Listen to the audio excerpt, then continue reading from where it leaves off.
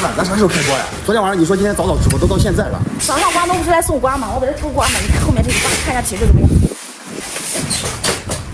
正在装箱呢，是昨天晚上卖出去的，全部都是站在这个地方上都能闻到瓜香味的甜瓜，成熟度非常好。这些是4.5斤打4枚的，这边还有打包好的，也都是8.8斤的。今天尽早给大家发出去。好了，话不多说，我们开始继续直播吧。